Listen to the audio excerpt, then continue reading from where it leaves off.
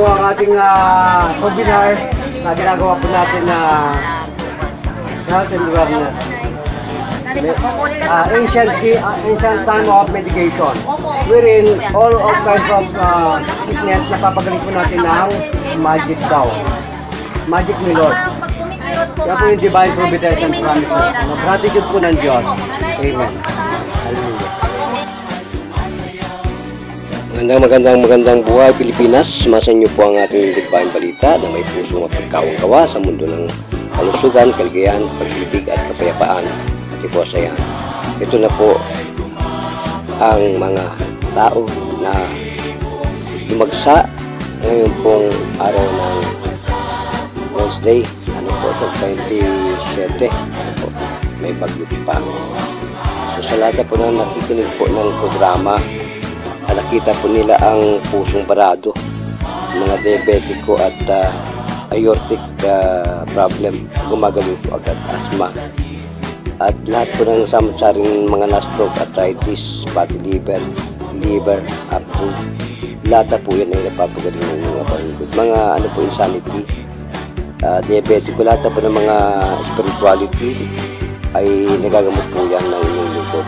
Doc Ancient Indian Ugari Specialist Philippines ang ating pong panyaya po, araw-araw pong gamutan yan para po sa ating talakayan ng kalusugan. Barangay Mayamot Unit 6 Pagray, po Sitio Bagong Barrio, Sampaloc District, Antipolo City. Landmark po niyan ay 10 PH Computer Shop. Ngapit lang po si Doc June. Nandyan po tayo ay manunukig po agad natin ang ating kinalalagyan. Yan po, pinatahimik lang po natin yung audio para po hindi na kayo mabungog sa dami ng mga nagpapagamot. Libre pong gamutan yun araw-araw. Donation lang, charity. Sa awa ng Panginoon ay marami na pong nakarinig. Ayan, unti na pong natatauhan ang mga naghihirap sa mediko. Ano po? Bakit may dialysis? Bakit may chemo? Bakit may angioplasty? Bakit may bypass? Na pang mayayaman lang. Dito po, libre charity para po sa inyong lingkod. So lahat po ay inaasahan po na makarinig ang bawat isang Pilipino na api sa mediko. Yan po ay bigay lingkod bayan sa gipwa para po sa katiwasayan, kalusugan, kapayapaan at kagandahan po ng ating mga kalusugan pang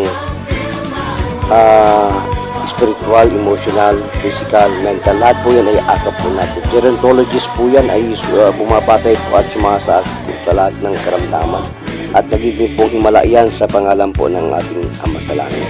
So sa lahat po ay ating pong pinagbibigay pitagan po na kayo po ay madagupalad sa lalong madaling panahon. Lalo po ng mga cancers na hindi na po naniniwala ang mga mahihirap lalo. Yan po ay nagagamot po ang cancer. Tapos lalo na po yung mga pinagdadalugan po ang mga puwerta ng mga babae. Dysmenorrhea, menorrhea, lahat po yan. Menstruation, ay hindi na po pinapaniwala ng ibang mahihirap na katulad ko. Bakit kaya? At ninatili na po sa prescription ng kanilang mga dakilang manggagamot. Ang dakila pong manggagamot ay ang ating Panginoon. Mabuhay Pilipinas, mabuhay. Mabuhay po